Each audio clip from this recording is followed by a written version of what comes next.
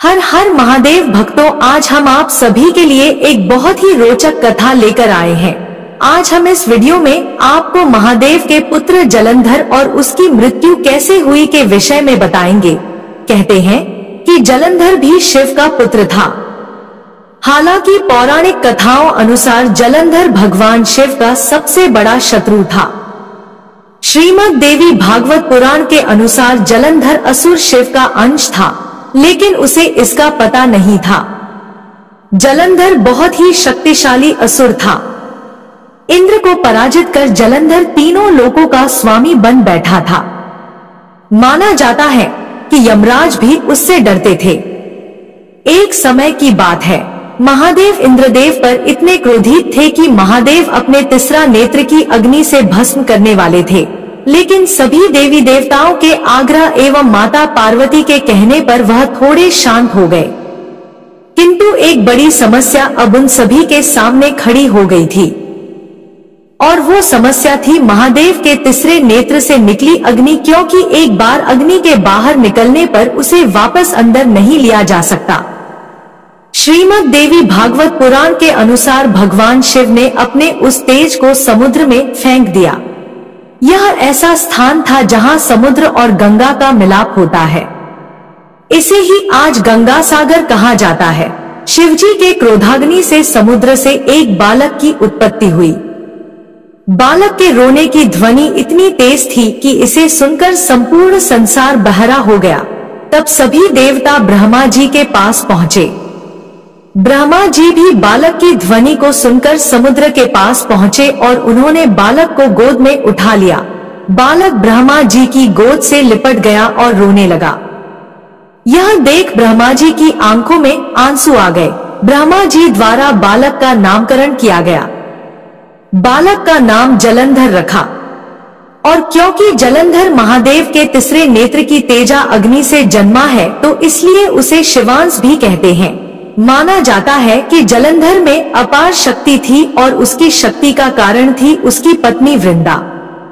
वृंदा के पतिव्रत धर्म के कारण सभी देवी देवता मिलकर भी जलंधर को पराजित नहीं कर पा रहे थे।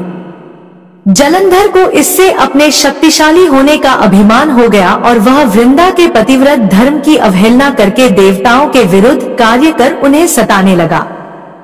जलंधर को मालूम था कि ब्रह्मांड में सबसे शक्तिशाली कोई है तो वे हैं देवों के देव महादेव।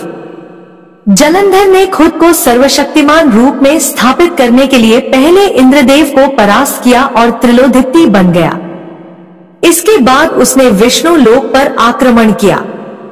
जलंधर ने भगवान विष्णु को परास्त कर देवी लक्ष्मी को भगवान विष्णु से छीन लेने की योजना बनाई। इसके चलते उसने बैकुंठ पर आक्रमण कर दिया। लेकिन देवी लक्ष्मी ने जलंधर से कहा कि हम दोनों ही जल से उत्पन्न हुए हैं, इसलिए हम भाई बहन हैं। देवी लक्ष्मी की बातों से जलंधर प्रभावित हुआ और लक्ष्मी को बहन मानकर बैकुंठ से चला गया। इसके बाद उसने कैलाश पर आक्रमण करने की योजना बनाई और अपने सभी असुरों को इकट्ठा किया और कैलाश जाकर देवी पार्वती को पत्नी बनाने के लिए प्रयास करने लगा। इससे देवी पार्वती क्रोधित हो गई और तब महादेव को जलंधर से युद्ध करना पड़ा। लेकिन वृंदा के सतीत्व के कारण महादेव जलंधर को मार नहीं सकते थे। देवी वृंदा ने मां पार्वती की भक्ति कर उन्हें प्रसन्न किया और उनसे यह वरदान मांगा कि जब तक वह अपना पतिव्रता धर्म निभाएंगी तब तक उनका पति सही सलामत रहे, उसे कोई हरा ना सके। जब इस वरदान के बारे में जलंधर को पता चला तो उसने देवी वृंदा को अपने प्रेम जाल में फंसाकर उनसे विवाह कर लिया। इसलिए भगवान शिव का हर प्रहार जलंधर निष्फल कर देता था।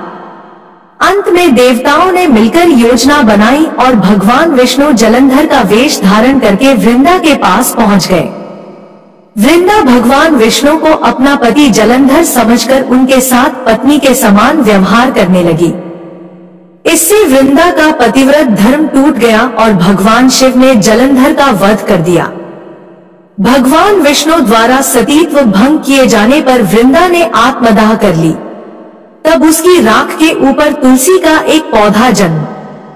तुलसी देवी वृंदा का ही स्वरूप है, जो भगवान विष्णु बहुत अधिक प्रिय है। उम्मीद है आप सभी को यह कहानी पसंद आई होगी। पसंद आई तो वीडियो को लाइक करें, शेयर करें और कमेंट में हमें बताएं कि देवी वृंदा की कहानी कौन कौन जानता है और कौन जानना चाहता है। ऐसी ही और अद्भुत कथाओं के लिए नीलपरी भक्ति टिप्स चैनल को सब्सक्राइब करें। धन्यवाद।